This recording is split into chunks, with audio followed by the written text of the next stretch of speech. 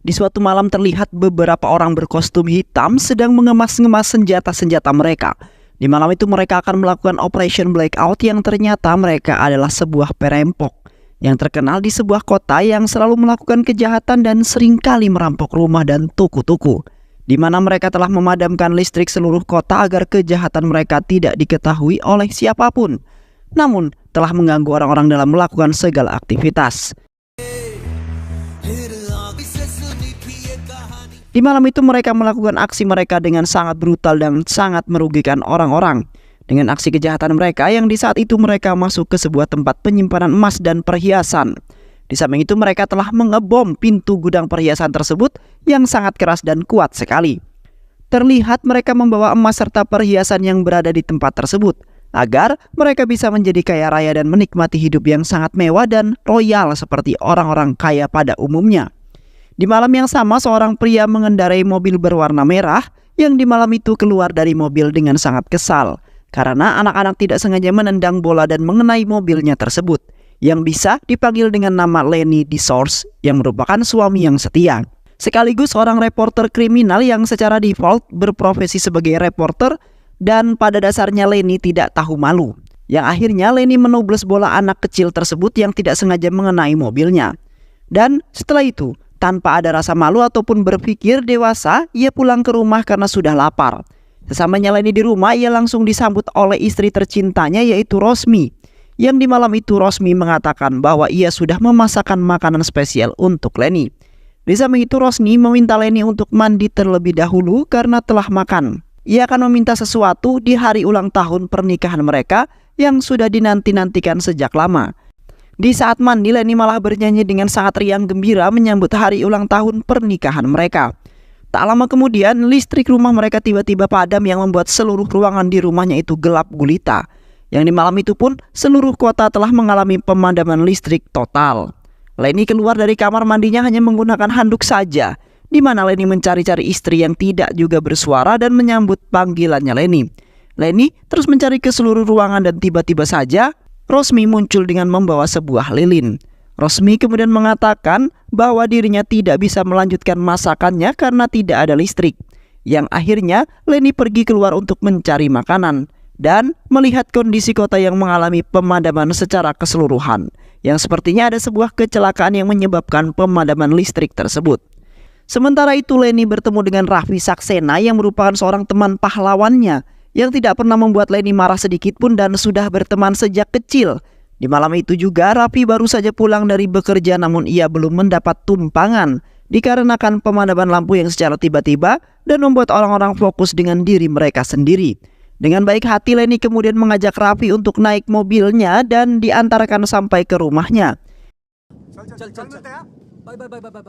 Di malam itu hujan turun sangat deras sekali yang membuat penglihatan Lenny menjadi agak tidak terlalu jelas sama sekali. Tiba-tiba saja mobilnya Lenny tertabrak oleh sebuah mobil dari arah yang menabraknya bagian belakang mobil Lenny. Beruntung Lenny tidak terjadi sebuah kecelakaan dan hanya mobilnya saja yang penyok di bagian belakang, melainkan mobil yang telah menabraknya itu terguling akibat sang sopir tidak terkendali yang sepertinya ngantuk dalam mengendarai mobilnya. Lenny terpaksa turun di tengah hujan yang sangat deras untuk melihat kondisi orang-orang yang berada di dalam mobil tersebut karena Lenny agak merasa bersalah.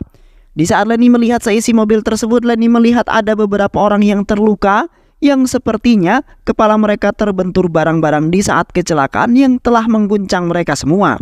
Yang lebih dikagetkan lagi, Lenny melihat sebuah emas dan perhiasan yang sangat banyak sekali. Seketika Lenny berpikir akan menjadi raja dan ratu jikalau ia mengambil semua emas dan perhiasan tersebut. Lenny kemudian memilih-milih perhiasan tersebut yang ingin ia bawa sebagai hadiah untuk istri tercintanya. Namun salah satu orang yang di mobil tersebut tersadarkan diri lalu memegang kaki Lenny. Sontak Lenny kaget, tetapi orang tersebut langsung tak sadarkan diri lagi dan tidak memegang kaki Lenny lagi. Spontan Lenny langsung cepat-cepat mengambil sebuah kotak yang besar sekali dengan beranggapan di dalam kotak tersebut telah menyimpan banyak perhiasan yang sangat banyak. Dan setelah itu Lenny langsung memasukkannya ke dalam bagasi lalu tancap gas menuju pulang ke rumah. Di mana Lenny sangat bahagia sekali dan pastinya hidupnya akan berubah dan istrinya semakin cinta dengan dirinya. Di pertengahan jalan, Lenny sangat gembira sekali karena di malam itu ia sangat beruntung. Namun tiba-tiba saja ia tidak sengaja lagi menabrak seorang pria bernama Mr. Han.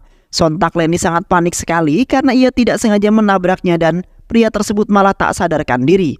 Dan tidak hanya itu saja, Mr. Han mendapati sebuah luka-luka yang membuat Leni sedikit bingung sekali. Tak lama kemudian seorang pria pemabuk bernama Beda menghampiri mereka yang sedang melihat Mr. Han. Di samping itu Beda terus menyebut-nyebut polisi dan meminta kepada orang-orang tersebut untuk melaporkannya kepada polisi saja. Sementara itu Beda akan menjadi saksi yang telah melihat langsung kalau Leni yang bersalah. Sontak Leni tidak setuju dengan perkataan Beda yang kemudian membuatnya tambah panik saja. Yang akhirnya Leni membawa Mr. Han ke rumah sakit sebagai tanggung jawab. Di malam itu Leni dibuat pusing lagi dengan kelakuan Beda yang tiba-tiba naik ke mobilnya. Leni kemudian memerintahkan Beda untuk keluar dari mobil karena ia telah membuatnya sangat pusing. Namun di saat itu Beda menolak dan tetap ingin ikut bersamanya ke rumah sakit. Di samping itu Beda mengancam Leni ingin melaporkannya ke polisi atas kejadian tadi, di mana ia memberikan sebuah plat nomor mobilnya Leni yang nantinya ia akan menjadi buronan polisi. Seketika itu Leni terpaksa mengajak Beda dengan menyelamatkan dirinya dari hal-hal yang berbau kepolisian. Di pertengahan jalan, Leni terlihat sebuah operasi jalan yang dilakukan oleh para polisi. Yang di malam itu seorang inspektur bernama Patil yang mana para penjahat sangat takut pada dirinya. Sontak Leni sangat panik setelah bertemu dengannya pada malam itu. Di saat itu Leni agak sedikit panik karena ditakutkan Patil akan mengetahui kriminalnya. Sementara itu Beda yang oleng mengatakan hal-hal yang melenceng dan membuat Leni panik. Karena di saat itu Beda dalam keadaan mabuk berat dan beruntungnya Beda mengatakan bahwa dirinya adalah seorang pengarang puisi. Yang mana Patil sangat menyukai orang yang pandai dalam mengarang puisi. Dan setelah itu Leni melanjutkan perjalanan lagi karena ditakutkan Beda akan menceritakan semua karena ia sedang oleng tak terkendali sama sekali. Setelah itu Leni dan Beda pergi ke sebuah tanah lapang untuk menguburkan Mr. Han. Terlihat Leni menggali lubang itu sendirian melainkan Beda hanya melihat saja. Di malam itu mereka berdua dikagetkan dengan kemunculan Tik dan Tak yang di waktu itu pernah bertemu dengan Leni saat di kantor kepolisian. Yang mana di waktu itu mereka berdua menjadi buronan para polisi yang diduga melakukan sebuah kriminal. Namun mereka berdua menyangkal bahwa mereka tidak melakukan sebuah kriminal, melainkan mereka berdua sedang membuat konten yang kini mereka sedang mencari banyak followers. Yang akhirnya mereka berdua dibebaskan karena kesalahpahaman yang didapati oleh para polisi. Di samping itu mereka berdua bertemu dengan Leni yang berpakaian sangat rapi sekali, di mana Leni sedang kesusahan mencari sinyal dan menjadi kesempatan bagi mereka berdua untuk menjadikan itu sebagai keuntungan. Yang di saat itu mereka telah mengambil barang berharga milik Leni yang ada di dalam tas. Di malam itu mereka berdua berteriak karena Leni telah membunuh seseorang, dan di saat itu juga Leni akan menguburkan pria itu agar tidak ada yang melihat dan menemukan tindak kriminalnya Leni. Sementara itu Beda mengatakan bahwa mereka akan diberikan uang jikalau mereka ingin membantu dan tidak memberitahukan ke siapa-siapa tentang kejadian tersebut. Namun di saat itu ada orang lain yang telah merekam dan melihat kejadian tersebut tanpa mereka sadari. Yang akhirnya mereka berdua mau membantu Leni dan Beda untuk menguburkan pria itu. Leni dan yang lainnya kemudian menggotong pria tersebut ke arah lubang yang sudah mereka gali. Mereka kemudian mengayunkan pria tersebut dengan ancang-ancang dan hitungan mundur agar bisa memasukkan pria itu dengan sempurna. Namun di saat itu pria tersebut tiba-tiba saja terbangun dan mengeluarkan suara. Seketika mereka langsung melemparkan pria itu ke dalam lubang dan mengira bahwa pria itu adalah hantu. Setelah itu mereka semua lari terbirit-birit ke dalam mobil dengan sangat ketakutan. Sementara itu pria yang bersembunyi dan melihat mereka adalah detektif Arvin yang akan melaporkan ke kepolisian, lalu membawa ke pengadilan atas kasus pembunuhan yang dilakukan oleh beberapa orang. Setelah itu mereka mengunjungi tempat yang sangat ramai dipenuhi oleh para wartawan, di mana seorang wanita bernama Anita Naik yang merupakan seorang menteri yang telah melakukan sebuah korupsi yang pastinya bisa merugikan negaranya dan uang tersebut telah dipakai untuk kepentingan dirinya sendiri. Sementara itu Leni sibuk mencari-cari sesuatu di dalam tasnya yang sangat penting bagi dirinya. Di samping itu Anita melihat Leni yang sedang sibuk mencari-cari sesuatu di dalam tasnya. Seketika itu ia langsung berpikir dengan seorang yang telah berkunjung ke rumahnya, yaitu Mr. Dillon, yang ternyata adalah seorang reporter seperti Leni, yang mana ia menyamar menjadi seorang miliarder dan ingin berbagi cerita dengan Anita yang memiliki kehidupan yang sangat mewah dan belum ada yang mengetahuinya. Bisnis apakah yang telah ia lakukan sehingga mendapat keuntungan yang sangat besar dan memiliki rumah impian yang sangat besar? Yang di saat itu Anita telah menceritakan semuanya kepada Mr. Dillon, yang akhirnya Mr. Dillon secara diam-diam memberitakan dan menunjukkan video tersebut ke dalam berita yang telah menyebar kemana-mana dan telah ditonton hampir seluruh kota di sana. Tak dan Tik kemudian mengakui kesalahan mereka kepada Lenny, bahwasanya mereka telah mengambil kamera yang berada di dalam tasnya Lenny saat di kantor polisi di waktu itu. Setelah itu kamera tersebut sudah mereka jual ke konter handphone milik Mr. Sid dengan harga yang sangat mahal. Sontak Lenny sangat kesal sekali dengan kelakuan mereka berdua karena kamera tersebut sangat berharga sekali untuk dirinya sebagai seorang reporter dan telah menyimpan banyak sekali video yang telah diambil secara diam-diam dari orang-orang yang ia curigai dalam melakukan sebuah kriminal secara diam-diam.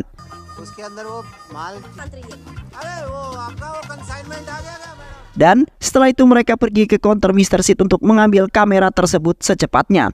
Sesampainya mereka semua ke konter tersebut, terlihat konternya belum terbuka dan mereka juga belum melihat Mr. Sid sama sekali.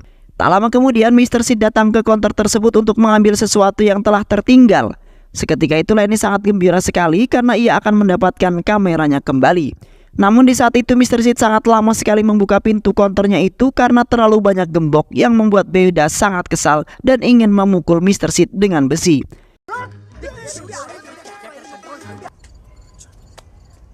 Setelah itu Mr. Sid memberikan kamera tersebut kepada Beda, namun Mr. Sid telah memberikan harga yang sangat mahal sekali yang mana Lenny akan menebusnya. Sementara itu Lenny tidak mempunyai uang sebanyak itu.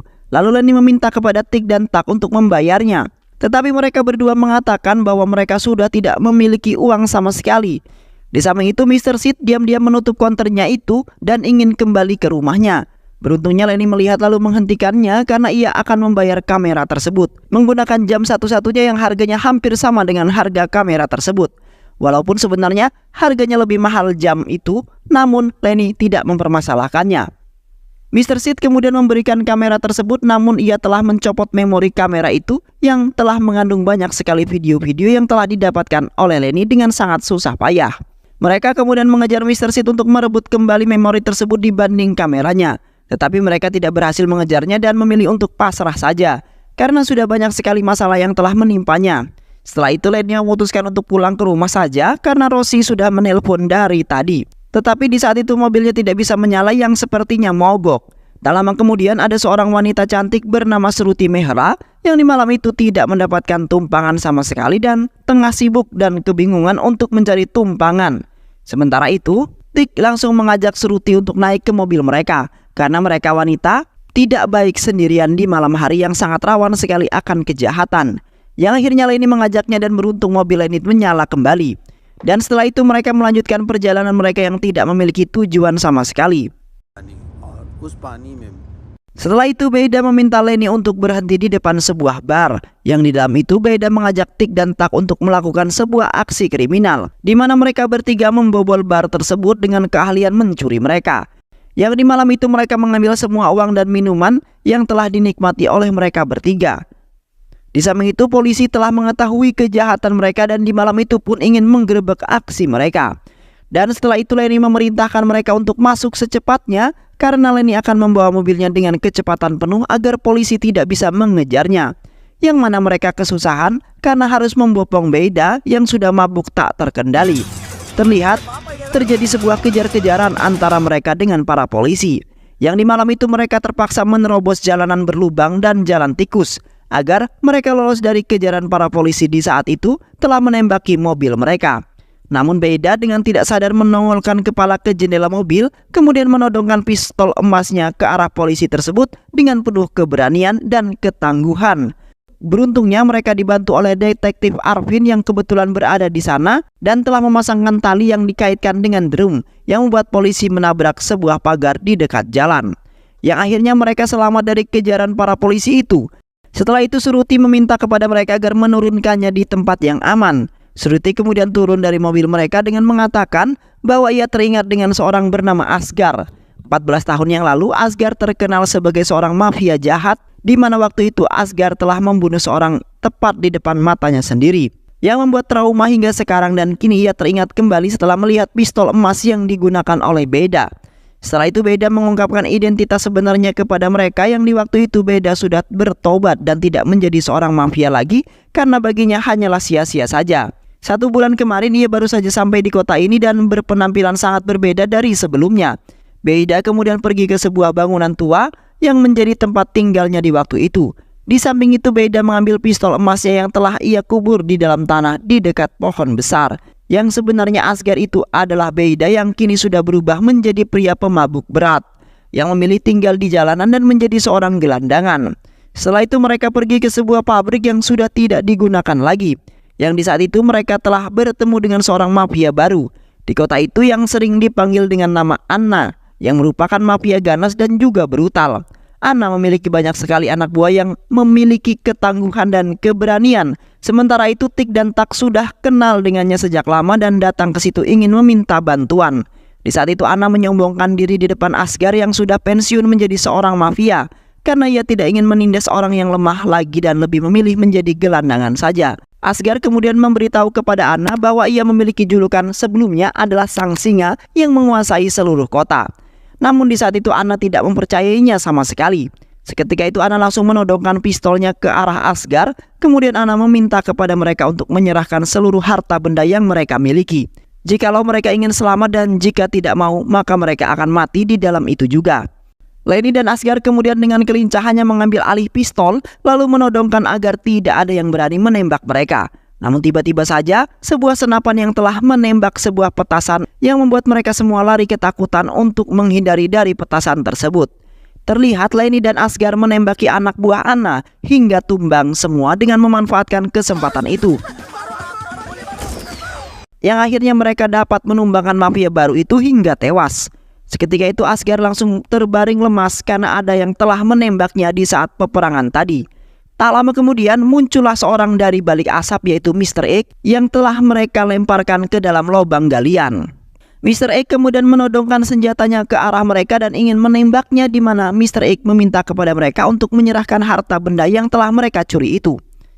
Di samping itu ada seorang yang telah menembak Mr. X menggunakan suntikan yang terkandung racun, yang akhirnya Mr. X telah tumbang dan tidak jadi merebut harta rampasan mereka. Di saat itu seorang pria membawa senjata keluar dari balik asap yaitu Detektif Raffin, yang mana Detektif Raffin telah mengikutinya sepanjang hari. Sementara itu Shruti berpindah posisi dan berbalik pihak dengan Detektif Raffin, yang di saat itu Shruti telah merampas tas mereka dengan paksa dan telah menjebak mereka semua. Detektif Raffin kemudian mengungkapkan mengapa ia selalu mengikuti Lenny di setiap harinya. Di waktu itu istrinya Lenny, Rosie, telah menghubunginya meminta tolong memata-matai suaminya itu. Detektif Raffin kemudian mengatakan bahwa Lenny tidak minum minuman alkohol dan tidak bermain dengan wanita lain. Seketika itu Rosie mengatakan bahwa Rosie ingin menceraikan Lenny. Rosie ingin Detektif Raffin menjebaknya karena berselingkuh yang akan memberi Rosie tunjangan. Dan sebagai imbalannya Detektif Raffin akan mendapatkan banyak uang, yang akhirnya Detektif Raffin menuruti perintah Rosie karena hanya uang yang ia inginkan untuk kebutuhan hidupnya. Seketika itu Lenny merasa sangat sakit hati dan hatinya menjadi sangat hancur setelah mendengar kabar buruk tersebut. Setelah itu Detektif Raffin dan Shruti menunjukkan foto-foto Rosie yang di waktu itu telah berduaan dan bermesraan bersama temannya sendiri yaitu Raffi di segala tempat. Detektif Raffin memotretnya karena sangat kesal dengan Rosie yang telah menduakan Lenny. Yang sebenarnya sudah lama Detektif Raffin ingin memberitahunya, tapi belum ada waktu yang pas untuk menunjukkannya. Seketika itu Lenny sangat tidak menyangka dengan istri dan teman lamanya yang telah bermain di belakangnya. Sementara itu mereka telah mengkhianati Lenny yang sangat mempercayai mereka. Yang akhirnya Lenny sangat menyesal sekali bisa kenal dengan mereka dan menikah dengan Rosie. Tidak hanya itu saja, Detektif Raffin telah memotret dan merekam di mana Lenny telah mengambil kontak dari sebuah mobil, melakukan aksinya dalam mengubur seseorang dan terjadi kejar-kejaran dengan polisi.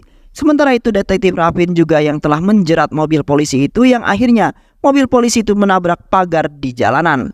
Dan setelah itu Detektif Raffin pergi dari tempat tersebut dengan mengendarai mobilnya Lenny, yang di dalamnya terdapat uang hasil curian mereka dan Asgar yang sedang pingsan.